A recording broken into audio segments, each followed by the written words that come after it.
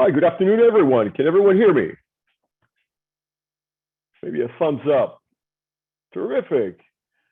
Hey, it's great. I love the energy. It seems like we're going to have a pretty large group today. Thanks for joining us today.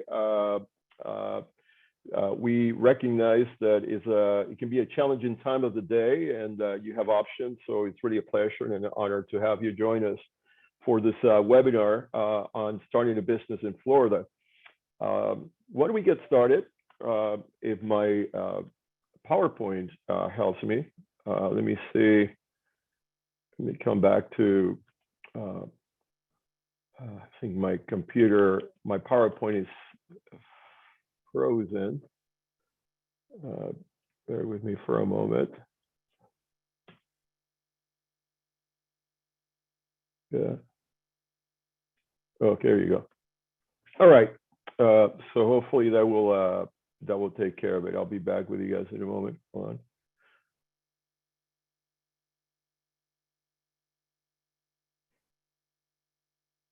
All right. So hopefully this will fare a little bit better. I'm going to stay away from presentation mode because I'm finding that it's a little bit challenging at times to keep and not be frozen. So again, thanks to everyone. My name is Julian Ortiz. I am a certified SCORE mentor. It's really a pleasure to be here for this webinar on starting your own business in Florida. First of all, a little bit about SCORE. SCORE is a national nonprofit organization, an independent resource partner of the U.S. Small Business Administration.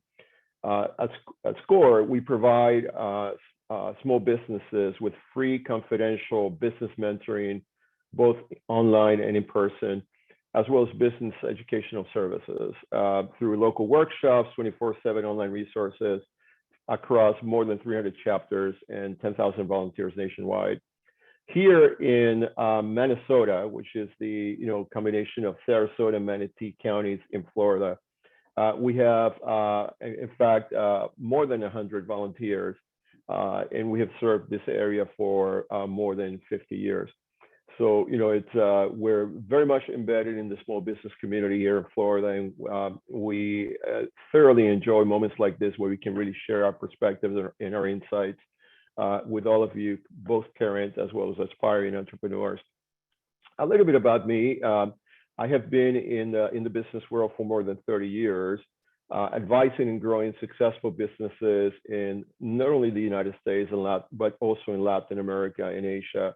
And this has covered not only small businesses, startups, mid-sized companies, as well as Fortune 500 companies. And it really provides a very interesting perspective on not only the challenges of starting a business, but also very importantly, the challenges of stabilizing and growing it and scaling it, which, it provides an interesting view on the maturity of any business.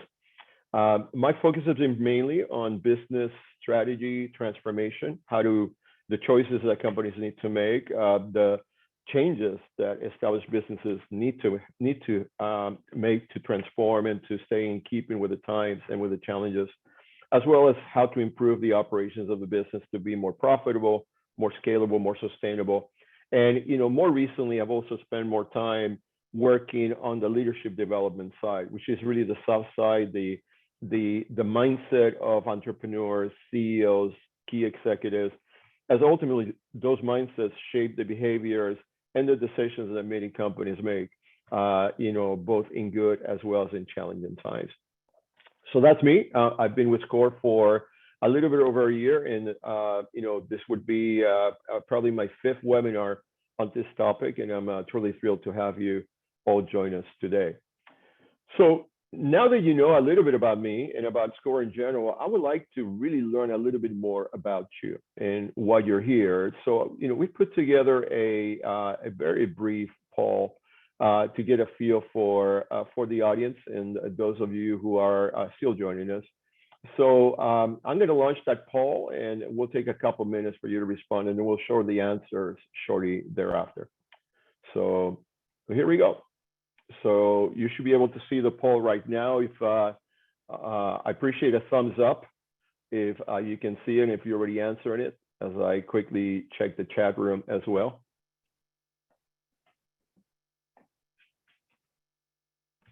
Yep. Perfect. Thank you.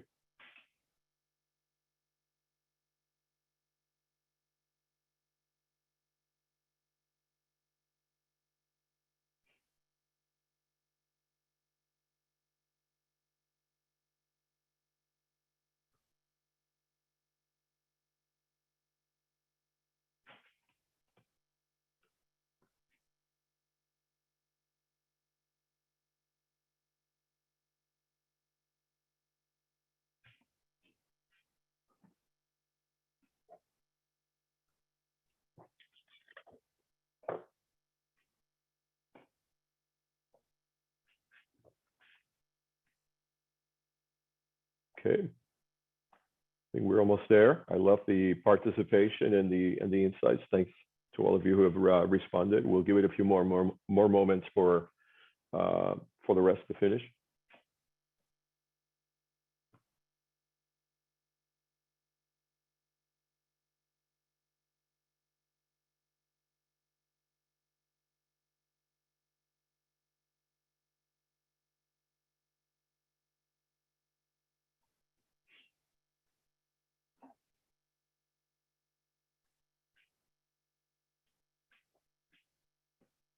For those of you who may have just joined us in progress, we are, check your screens as there should be a poll waiting for you to respond. And we'll, give it another 30 seconds, and then we'll close it and share it with the group.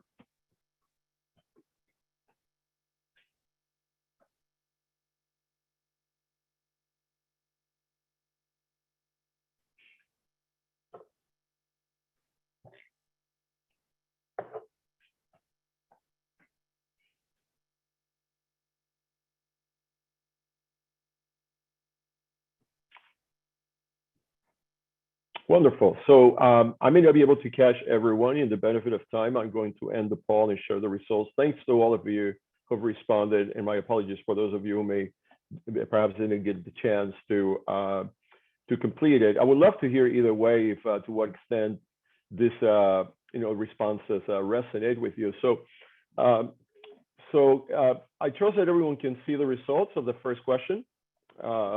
Again, I appreciate communicating through thumbs up. Here we go. Thanks, Hector. Appreciate it.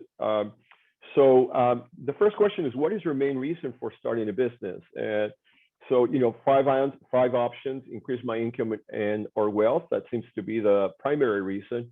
32% of the 92 individuals who were able to respond. The second is to be my own boss. So those are really very interesting responses, very common responses for many folks who embark on this journey of becoming entrepreneurs.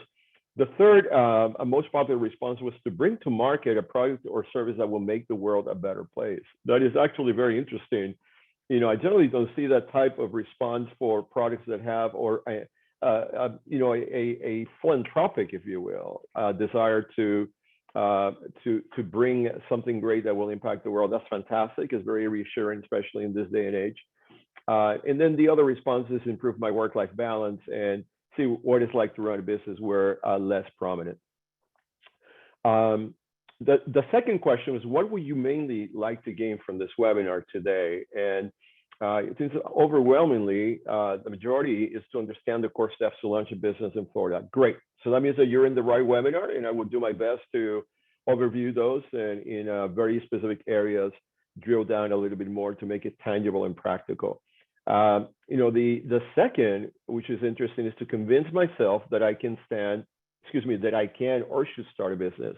So it seems like many of you may still be in that in that space of contemplating if this is really the right step, and we'll certainly talk about that as well as a central part of the thought process and the commitment required to really start a business successfully. And then the third, most popular, was you already have a business and you want to review if you make sure that you got it right. So for those of you who are already in operations, it's great.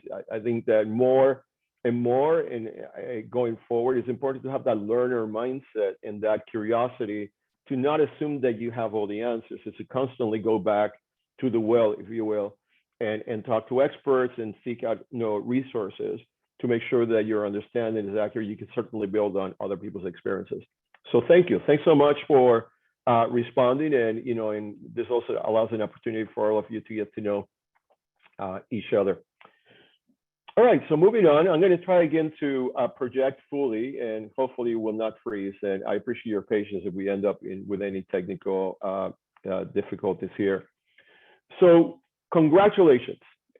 You want to start a business is a very powerful decision. What you are in essence committing to or embarking on is to start an enterprise with an activity for profit, which it's very much at the core of a business. And in the process, you're demonstrating courage and inspiration to risk your own time and capital to pursue a vision, right? And I'm sure that this is very much a key consideration for the majority of you who may be employed, who may have been perhaps enjoying some level of job and income security, and now are saying, well, I think I can do better. I think there's got to be more to what I can get for every hour that I commit away from my family, from my loved ones. Many of you may have read about the tremendous upside in terms of income and wealth creation that could result from successful businesses. Congratulations. It's clearly an important step in anyone's life, and for many, it's perhaps the beginning of a series of such steps going forward. As we indicated, entrepreneurship can be extremely attractive in many aspects. Income, you certainly have the potential to increase your income. Many folks with whom I speak and many clients indicate that, only if I had my own business, if I had the capital to start my own business, given everything that I do, I will be making much more money, right? And I suspect that may be a very common theme for some of you. Lifestyle, right? The ability to eventually, and I underscore the word eventually, to bring your life more into balance, spend more time with the family, etc. The reason why I say eventually is because obviously starting a business entails a lot of work, long hours, is a completely different level of pressure and stress. And my experience is that by and large, the near-term impact, it's not necessarily an improvement in your lifestyle. Over time, as you secure your business, you get to a place that is comfortable and predictable, then you can start really gaining a little bit more leverage in terms of your time and really significantly improve your lifestyle for not only for yourself, but for your generations to come. Wealth, which in essence is the ability to accumulate savings to a point that they far exceed your immediate needs, right? That's in essence what wealth is. And finally, equity, which obviously is related to wealth, but different in the sense that equity is something very tangible. You become the owner of something that is separate from you, right? And the way I generally liken it is that you build something that extends way beyond your time and your resources, where is an asset that can produce income, wealth, benefits to society while you sleep, right? And that ability to create that equity, that asset is also a very powerful element, which in turn becomes a very virtuous cycle, as you can see expressed in this slide. Now, that's the good news, and not to bring negativity into your thoughts, but certainly part of the role that we bring as sounding boards is to make sure that we're also aware, and as part entrepreneurs and current entrepreneurs like you are aware of the challenges of getting this right. On the left, we're showing the business failure rates, and basically this is the percentage of businesses that were launched and how many of them had failed within a year, 2, and 3 after launching. And and this figures can be sobering, right? What this slide illustrates, based on a survey in 2019, is that half of the businesses that were launched in 2019, just to take an example, will not be in existence by the end of 2022, just to give you an example. And it could be that those numbers, obviously in the last 3 years since the survey was conducted, may have fluctuated a bit, but it gives you a sense of the severity and the challenge of really getting it right. Some of the common themes for why companies fail is lack of relevant business and management experience. I know nothing about hairstyling. If I were to start a business in hairstyling, I would have a very steep learning curve. And more likely than not, unless I bring a partner or someone who's been in the industry, my chance of success will be lower than if I were to do something in professional services, executive operations, which has really been my executive coaching, which have been really my areas of strength. Lack of planning, right? This is not something obviously you do in a whim. What does that mean in terms of planning? Planning, and we'll touch on this a little bit more, is to really go beyond the setup. I see many entrepreneurs that in the excitement of starting their own business, they start creating business cards, they start setting up a website. They even sometimes are very aggressive in securing a location, almost like a little bit of, you get all these things, it means that I'm serious, I'm for real, right? And effective planning entails a series of steps that are ultimately, frankly, not about you. They're about the market that you're trying to service. They're about the opportunity that you see in the market. They're about your competitors, your customers. And ultimately, all that becomes the background and the basis for, should you launch with what product, at what price, with what distribution, and whatnot, and on and on. Insufficient capital and or poor cash management. I just mentioned a few of the examples of investments and expenses ahead of a clear plan. The other is the reality of many entrepreneurs are very optimistic about how quickly they'll be able to generate revenues. And obviously many of them actually may reach or exceed some of those predictions. But it's important to understand that you'll probably need a good 12 to 18 months to cover your operating expenses.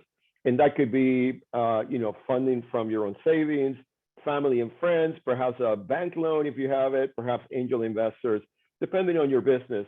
But it's important that you have enough capital to support your on-ramping, as you are most likely to incur in expenses before you generate enough revenues to cover those expenses. Starting for the wrong reason, ego can play a big role in making decisions. And, I want to be an entrepreneur. I have a friend or a relative who built a business and I want to show that I can too. And, people kind of dive into it with a sense of, if he or she can, why not me? And, and it becomes kind of, again, around ego and me versus, at the core of this is, what do I see in the market that I can do better, that, whether it exists right now and I can do better, or it doesn't exist and I can bring to the market, that I can do so in a way that is so compelling and so attractive that people will pay what I am asking them to pay, and they will go out of their way to find me one way or the other, and ultimately choose me as their main provider so I can stay in business. That's really, in a nutshell, the storyline that we're looking for. And having a good reason rooted in market incline is at the core of it. No website or social media presence, more and more in these days, certainly post-COVID. It's important to have a a virtual presence. It doesn't mean that the physical presence is not important. Certainly it is, and it remains for many industries and many businesses. But having social media presence is critical. And even before COVID, as many of you know, Millennials, which are folks who were born, I think around between the year 1997 and the year 2005 or 2010. I get somewhat confused with those numbers, but it is the largest population group that we have in this country. These are folks who were born pretty much with an iPhone in their hands. They text, they don't call.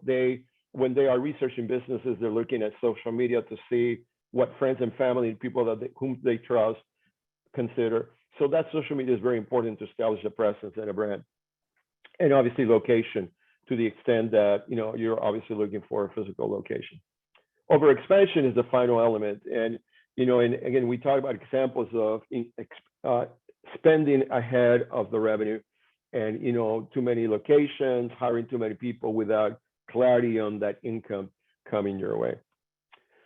So we don't want to harp on failure. What we want to really focus on today is on what we believe are three main ingredients for you to have a successful launch to your business. The first is to get clear. The second is to get ready.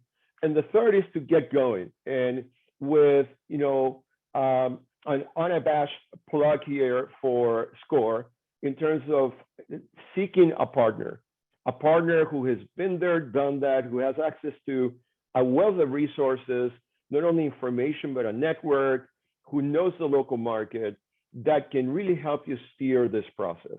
If it doesn't have to be SCORE, certainly we're here to help, free of service. But if it isn't, please make sure that you find someone who can mentor you, who can guide you. It can be a very lonely journey, and you have the choice to not make it lonelier than it needs to be. So let's talk about getting clear. What is the why that compels you to start a business?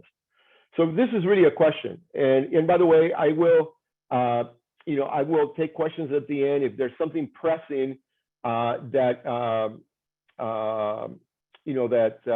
would warrant the benefit of the entire group. I will be looking at the chat room and addressing some of those questions, particularly if they're germane to what we're discussing on the slide at that very moment. So how clear are you on the following? How clear are you on what makes entrepreneurship the necessary path to achieve your objectives, right? So going back to the survey, to the poll at the beginning, many of you answered that you want to start a business to bring something to the market that will make the world a better place, right? That's beautiful, right?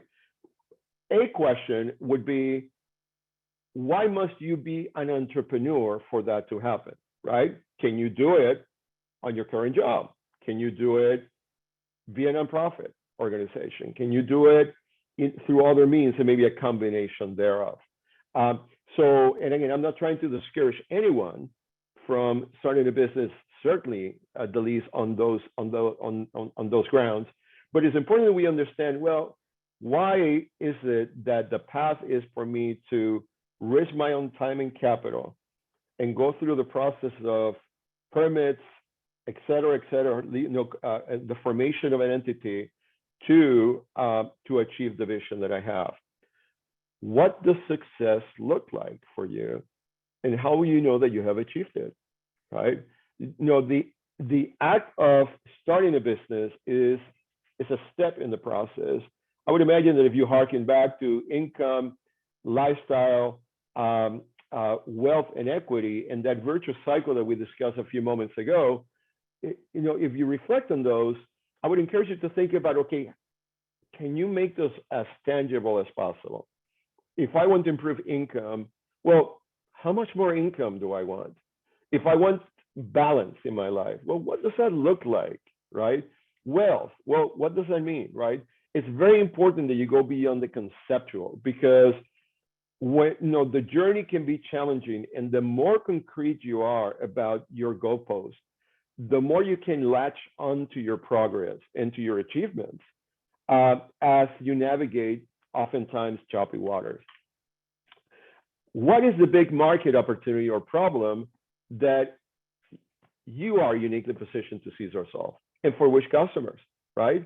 So many people go into business because they're really good at something, and they work hard, and they do the math and say, well, if I were on my own, I would be making much more money. I wouldn't have to deal with my boss, and I would love to live, better the lives of my kids or my loved ones. Those are powerful motivators. At the end of the day, a customer is waiting for someone to create an opportunity or solve a problem.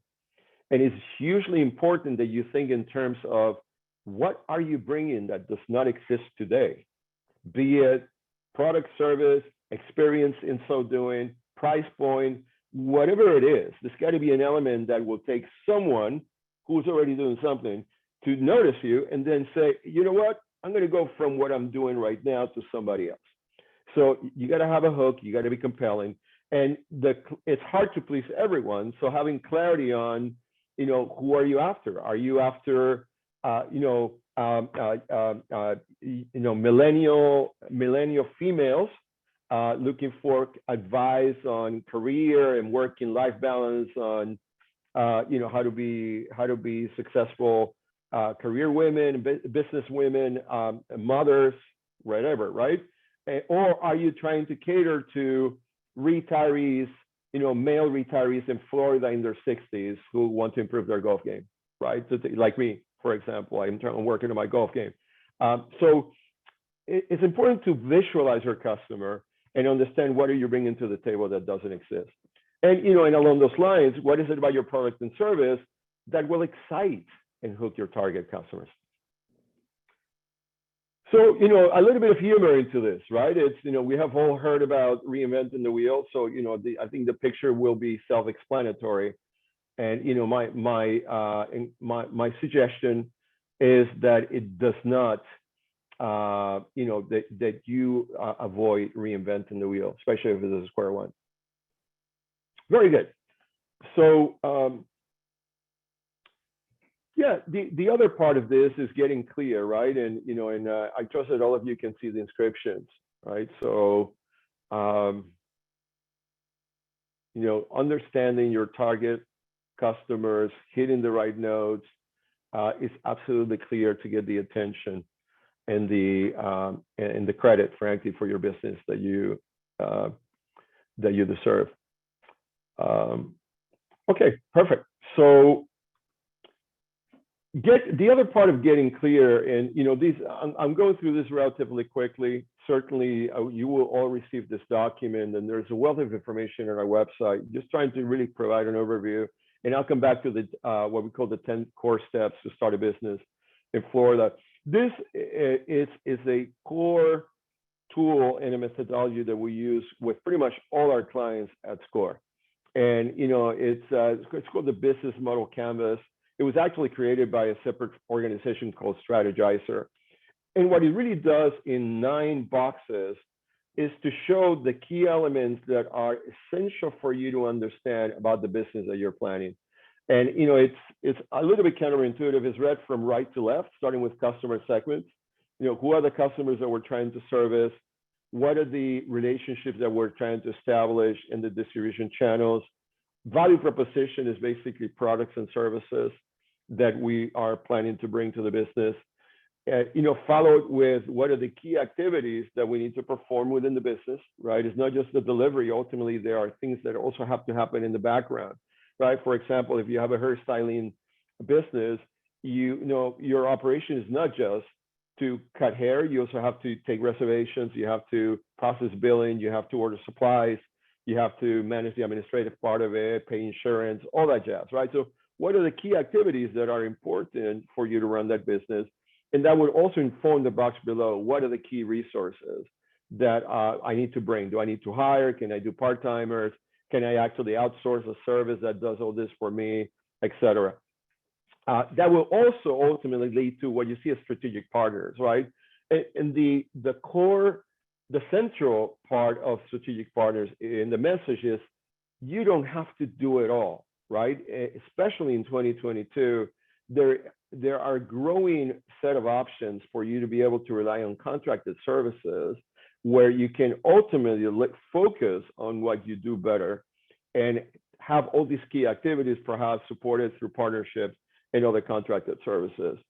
Ultimately, these top 7 boxes will lead into implications on what are the revenues that I can expect because of the customers that I target and the product and services and the way I bring them to market, which is the right-hand side of this framework. And what are the costs that I will more likely encounter as I deliver those revenues? So getting very clear about your business at this level is a huge part of launching your business. Yeah, getting ready is the second component, right? So the first one is clear. Why am I doing this? What am I bringing to the market?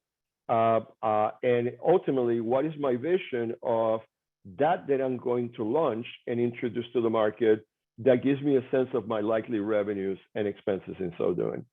Now let's talk about getting ready. So several parts to getting ready is to drive, fund, formalize, and protect your business. So driving is through a business plan with key objectives, priority actions, and success milestones. Funding, which is to make sure that you have cash in hand or access to that, as we indicated, will carry your business for 12 to 18 months.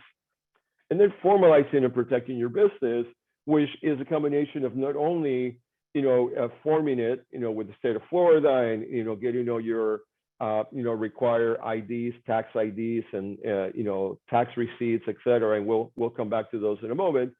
But also thinking about insurance. Many entrepreneurs don't realize the huge importance of being protected, and be it in the form of business insurance in case if somebody comes to a location and they trip, they fall for whatever reason, something happens in your location, as well as for those businesses that provide some type of advisory service. As a consultant, I have to carry professional liability insurance.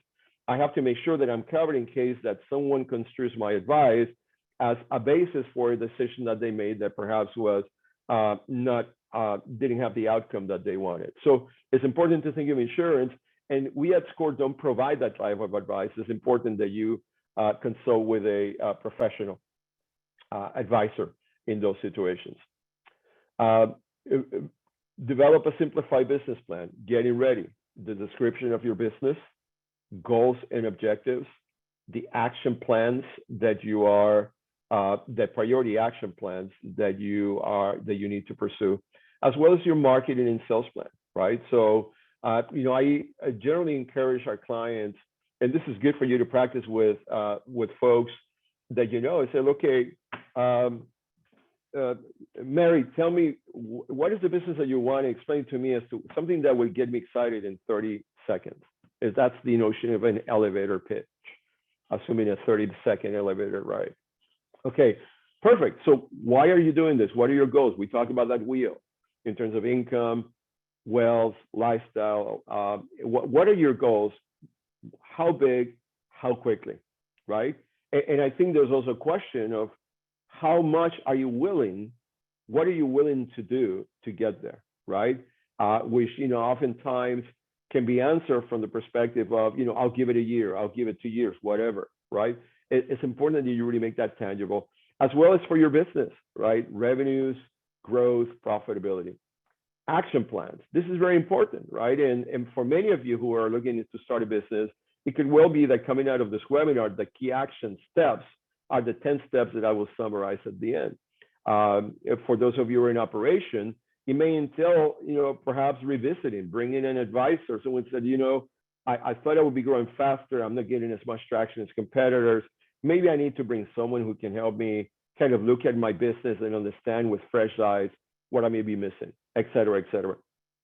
And then finally, a marketing sales plan. Who are your target customers, and how will you promote your products and services? I have a raised hand. Let's see. Let's see. How do I get there? Is it okay? I saw a raised hand, but I'm looking at questions. I see. Is there an income threshold to where a hobby becomes a business? In other words, do you always need an EIN and something like an LLC to sell products and services online? Well, the thresholds for tax reasons, right, is literally less about whether it's a business or a hobby.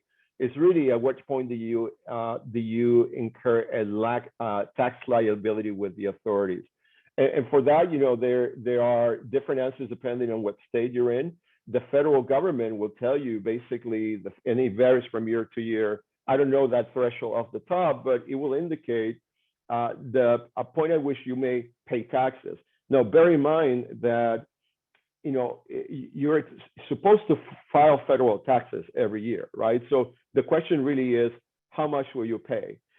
In terms of having an EIN for your business, no, I mean, I think you are certifying your business as a business with the expectation that you will be committing time and resources to the business.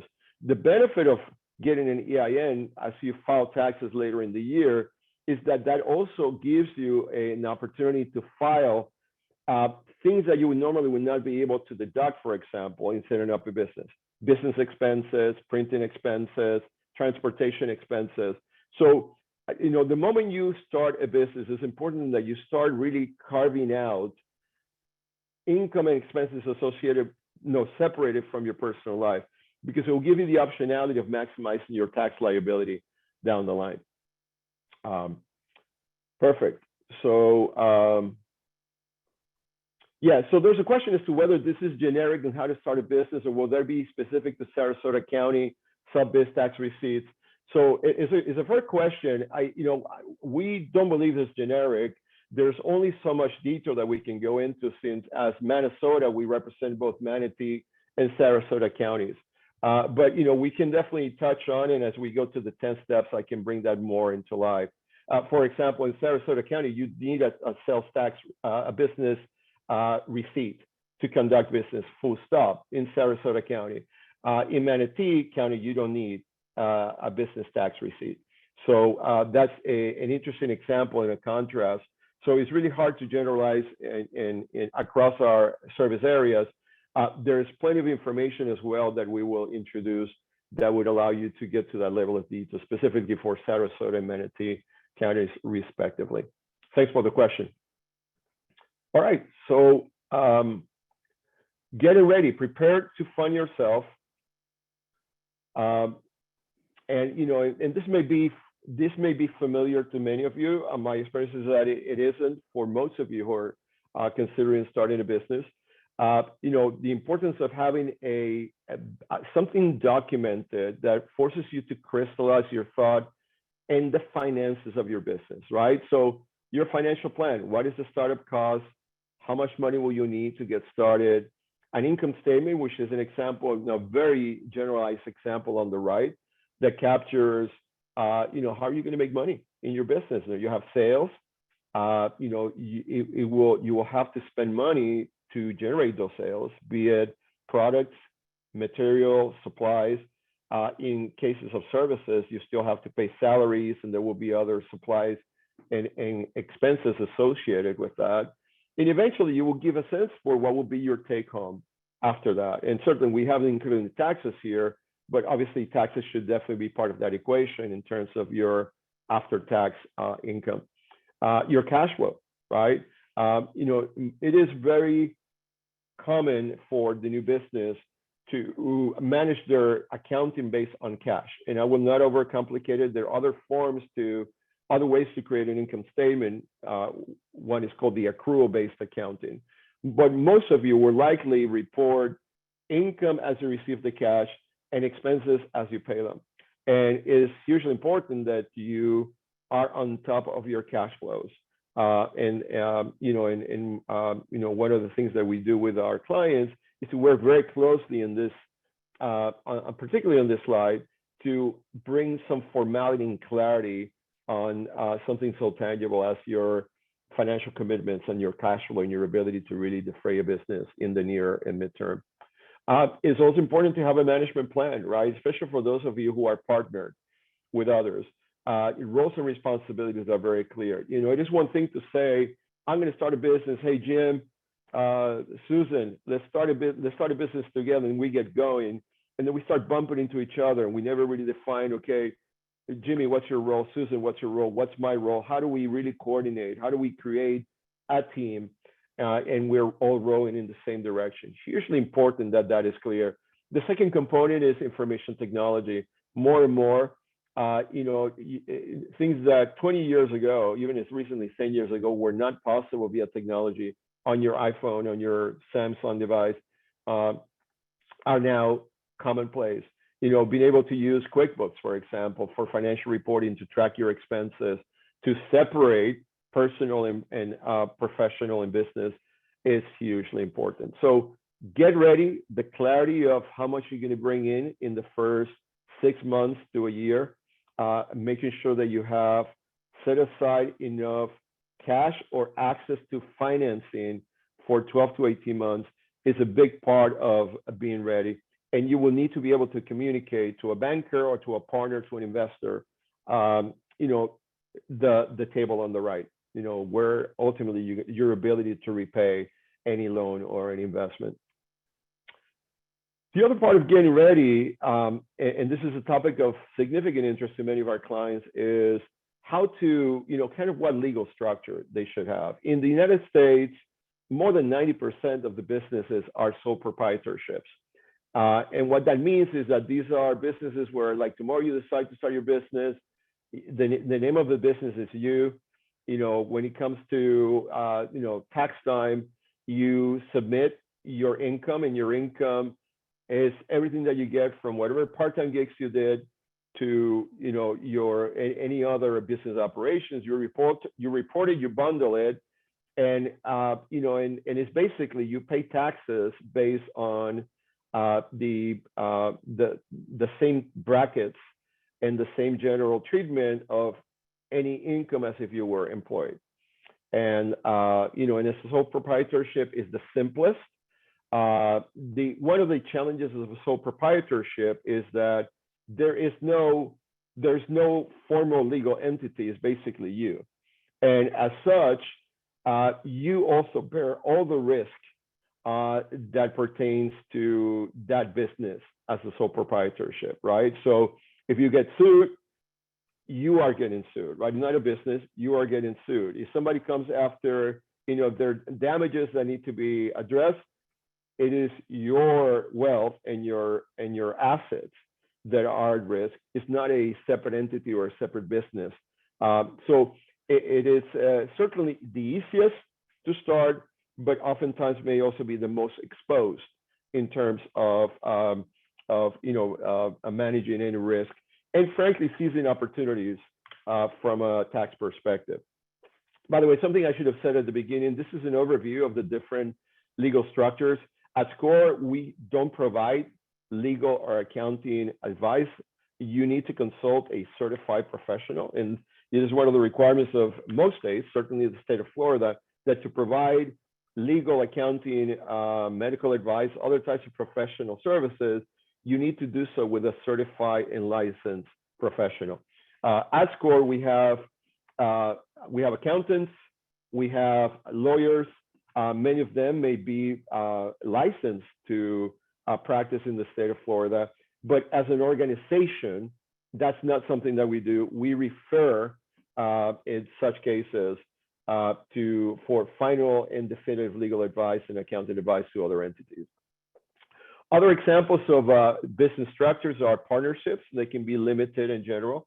And these are very helpful for, like, for example, law firms and accounting firms. They tend to use a structure, where, it's a partnership structure. It's, private companies.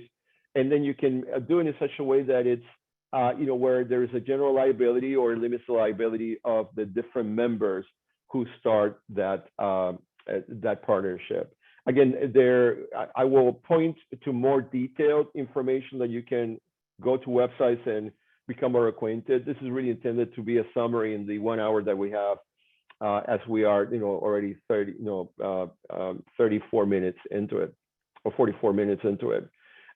LLC, a limited liability company, it's a growing form that is gaining popularity. It basically has the elements of a sole proprietorship, in the sense that at the end of the year, the income that you generate through a limited liability company is consolidated into your individual tax. The difference is that it does require creating a separate entity, which is this LLC, because it is a separate entity, then you can structure it in such a way that you create a separate tracking of the income and the expenses that positions you for a potentially beneficial tax treatment, as many of the expenses that you would incur would be viewed as business expenses.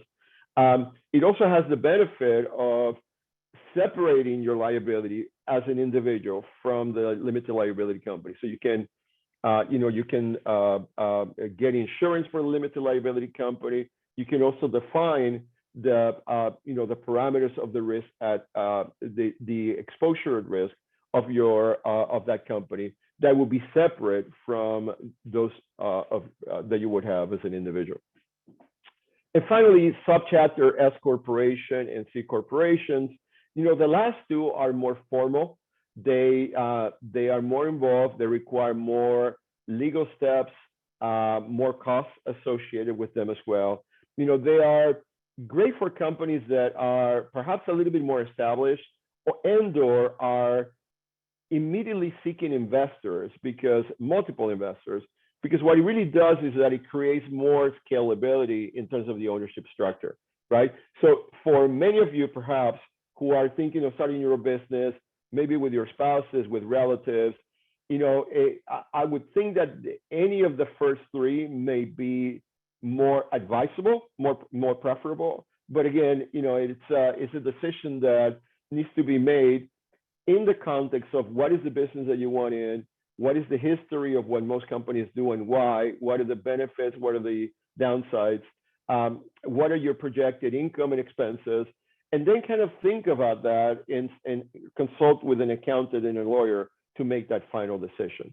But you obviously have options, and and it's a very important decision before you incorporate with with the state of Florida, and before you actually get even a federal employee income identification number, EIN as they call them, with the federal government. Let me check really quick to see any questions. Nope, nothing else. Okay, good. So we'll keep rolling. Let's see. I'm looking at the chat room. Okay, perfect. So keep rolling.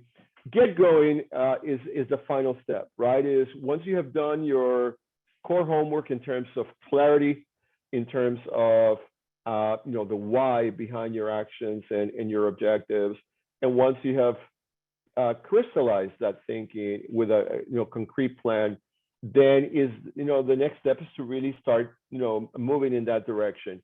We welcome the ability to partner with you. This is a screenshot of our Minnesota SCORE Minnesota website. Many of you must be familiar with it because this is how you register for this. Just wanted to emphasize the resources at your behest. Requesting a mentor is clearly something that we welcome. There are more than 100 of us willing and able to help. And something that is important to understand is that when you are assigned to a mentor, you are not limited to the wealth of knowledge and experiences of a mentor. You actually would have access not only to SCORE Minnesota insights, but the benefit of a national organization that has been in operations for more than 65 years. So we encourage you to consider that step. Attend the workshop or webinar like the one you're doing today. Locate a podcast. We have a growing series of podcasts and webinars that are recorded that you can tap into, as well as other resources, detailed information for Sarasota, Manatee counties. For many of you who may perhaps be joining us from other parts of Florida, you will be able to find that as well. So 10 steps to move forward, to successfully start a business. Reiterating, getting a SCORE mentor. The second is to check for local business permits and zoning requirements, right? So, this is particularly important for those of you who are considering, physical retail operations or any other type of service that entails the delivery of a product or a service to individuals in specific areas of Florida, right? So it's very important that you identify this. One example of permits, the areas that are really that initially come to mind are professional services like we talked about, lawyers, accountants, doctors. If you are in construction, right, you cannot just simply transplant your status in Florida from one county to the next. You have to become relicensed with different municipalities, unless you are a certified general contractor, right, which is tends to be the highest echelon of contracting services. So it's very important that you do research, and this can be a simple Google research away, right? So this is a step for you guys to follow. The specific answers to each of these will obviously vary on the business vision that you have.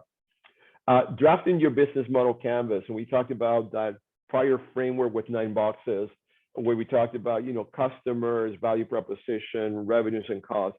Really having a high-level idea of that is usually important because it will help you really understand some of the things that you don't understand about your business, and that will start steering you towards I need an accountant, I need a business lawyer, I need an insurance agent, but also based on all this, what may seem to be the smartest business structure for me to take? Is it okay for me to remain a sole proprietorship? Should I be thinking of a partnership? Should I become a limited liability company? Maybe a few of you would decide that becoming a corporation is the right way to go. And then, the fifth step is to register your business with the Florida State Secretary of State, right? And when you do that, this is when you formally define, how are you registering it? Are you registering a sole proprietorship? Are you registering a limited liability company, and so on and so forth? It's very important that you register yourself with the state of Florida. Do you need a professional license? We talked about it briefly a few moments ago. And then obtaining your Florida tax ID and other permits. We talked about, the business, receipts, which are, another form of a business license that some counties require. As we indicated, the Sarasota County requires that everyone gets, a business tax receipt, independent of your size, independent of your industry. In contrast, Manatee County does not require a business tax receipt. And so that tells you how varied, even in relative close proximity. What we're presenting in some of these examples are very specific to Sarasota and Manatee counties. It's important that obviously in different parts of Florida that you do a similar Google search. In this particular case, it's state level. So as you inquire about your specific jurisdiction, most likely county and city, you will have answers to what other permits you may need. Obtaining the federal tax ID, which as we indicated is the EIN, is important. When you do that, it will ask you for the name of your company. And if you're a limited liability company, you may decide to change the name and create something different from your own proper name. Many people use their own name for the company, right? But it's important that you fill that out. You indicate who is the manager of your limited liability company. And at that point, you're also going to start indicating the kind of that initial separation that we talked about between you as a person and an entity that will be the repository for your income and your expense information. We talked about business tax receipts if required. Sarasota requires and Manatee doesn't. Manatee County doesn't. And then opening a business bank account, which seems counterintuitive, but it is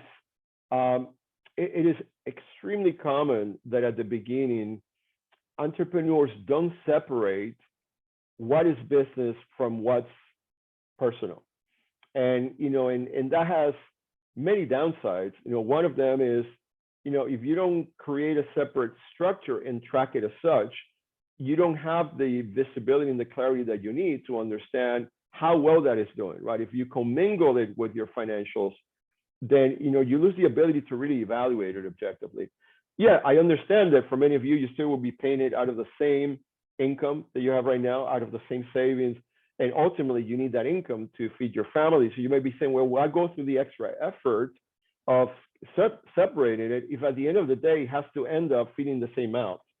And I have heard that rationale before. And I think the answer to that is that while the outcome of what you want to do with whatever you produce with your business is maybe the same, the way in that you can maximize and leverage the benefits of a business as a separate entity are fundamentally different from how you would do it with your finances.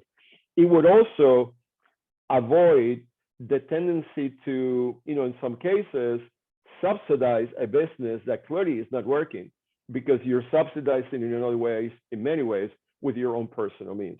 So really that discipline of carving out and treating your business as a separate child or as a separate creation is hugely important. So 10 steps. All of you are going to receive a copy of this. Let me check again the Q&A for a moment. Yes, we will be sending, Jeff, thanks for asking. We will be sending a copy of this presentation afterwards. We appreciate your submitting a survey. The score help with starting a nonprofit? Yes, we do, Maria. Thanks for asking. We do have many folks who have worked with nonprofit organizations, so we're well-versed and experienced in doing so. Can you go back to steps 1 and 5 to take a picture. Let me do that really quickly. I'll do that in a moment. Milano, opening a tourism site will promote local biz and sell photos and teas. If you are me, will you sole or LLC? I would need to know more about your business to have an opinion. But again, the final advice, as we indicated before, really should come from your accountant and legal. How do you obtain a business credit card? Jay, any type of financing instrument, whether it's a credit card or loan, it's obtained by applying to a lender of some sort. It could be a bank, a finance organization. And, ultimately for it to be a business credit card, many people, what they do is they get a card, a regular card, and they just, let me backtrack. Many new entrepreneurs have not established yet a business credit score, right? So, as you know, every time we need financing of any type, we have to be able to produce our credit score and our credit history. I would say that 90+% of entrepreneurs, they haven't done that yet because they don't have a business. To have a credit score in business, you have to have a history of a business. So most financing is likely to come from your own personal business credit score. But it is a great question in the sense that, you can help carve out business and personal expenses by having a credit card that is carved out strictly for business. And the way you would get that card is the way you would get any other card. So it really comes down to your treating it very cleanly, where you separate that card from any other card. Over time, as you operate, as you show results in your business, then you will be able to qualify, you would have a business credit score, and that would in turn enable you to be better positioned for all kinds of financing, not just credit cards, but others as well. Somebody had asked if I could go back to the first 5 for a quick screenshot. There we go. And bear in mind that you guys are going to get this via PDF at the end of this session. Okay, so let me just wrap up. I don't know let me keep exploring any questions. Can you be your own registered agent for an LLC? Yes, you can. So when you see that question on the form, it's in the event that you're relying on somebody else to register you. But yeah, you don't need to have necessarily a third party to register. You can do it. The score charge for mentorship, Claudia, thanks for asking. Our services are completely free. We are a 100% volunteer-based organization, and mentorship, as well as any other service, are completely free of charge. So thanks again for asking such a key question. What are the average costs associated with general business license? For mentoring, do we attend the link provided? So let me start backwards. For mentoring, yes, just go to our website, scoreminnesota.org, and find a tutor. You should be hearing from us within 48 hours, and that initial contact will be one to learn more about you and kind of understand how we can help you. I know that many clients with whom I have spoken over time indicate that initially they were reluctant to reach out to a SCORE mentor because there is a sense that, oh my gosh, I have to be readier. I need to have an answer to all these questions. And I want to make sure that you understand that that's not the case. We are not here to judge you. We're not here to score you, pardon the pun, on where you are with your thought process. We are here to learn where you are, and we're here to make you better. And we're here to build on whatever you are.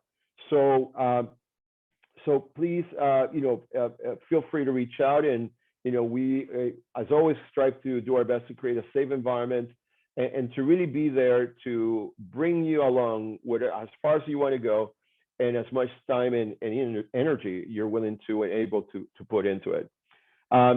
Is there a tax, Shani, is there a difference in tax rates between LLC and sole proprietorship? Well, since this files through as an individual, the tax rates are going to be the same. What is going to be different is what expenses you can bucket under an LLC and how income and revenue is treated in such a way that it flows through.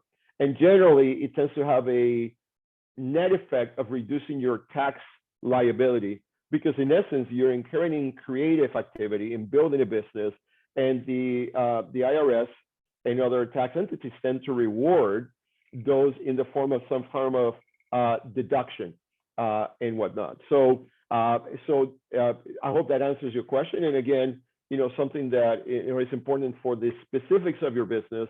It's important that you consult with an accountant and a lawyer.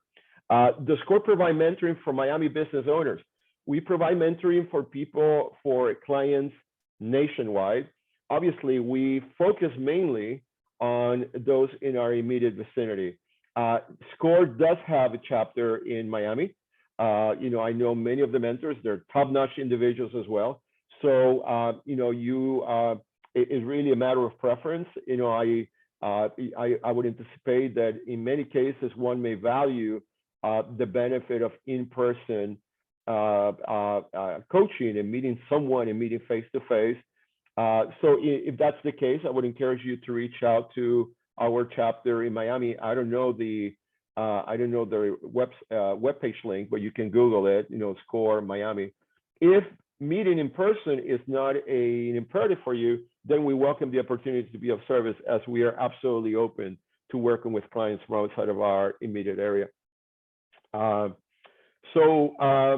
Going again through some of the questions, how to grow this credit score as an entrepreneur. Well, the way you grow any credit score is through good repayments, right? And there are other drivers to improve your credit score. In addition to repayment, is also the utilization of your credit line, and et cetera. As a business, we actually have a mentor who has spent a career working with businesses to help improve their business credit score. So, but fundamentally, you have to create you have to go through a series of steps, working very proactively to boost your credit score as a business. And the initial step is to really be able to report the performance of your company in such a way that ultimately you have the ability to showcase the performance of that business. And so if you send me an email after this presentation, I will be more than glad to put you in touch with one of our mentors who's much more steeped in the steps in doing that. But at the highest level is really establishing one financing relationship, have the information ready to be able to obtain that, and ultimately living up to your obligations to really boost your score. So we have more questions than we can field in the time allowed. It's already at the top of the hour. I really wish I could answer all these. We welcome the opportunity, which I can't, unfortunately, but we at SCORE look forward to the opportunity to connect with you, be it through, finding a tutor or sending a survey, responses on the survey that will be sent to you after this. I will be remiss if I didn't ask all of you to, in that survey, help us understand how we can improve. What can we improve in this webinar that will make others in the future more engaging, more informative, more specific to your needs. The other thing that we would like to ask is if you happen to know of any business that can benefit from our services, any friend, any relative that you may know who's also considering to start a business, to keep SCORE in mind, as well as any experienced executives or entrepreneurs whom you know, whom you admire, who you think may be a good addition to our core of volunteers.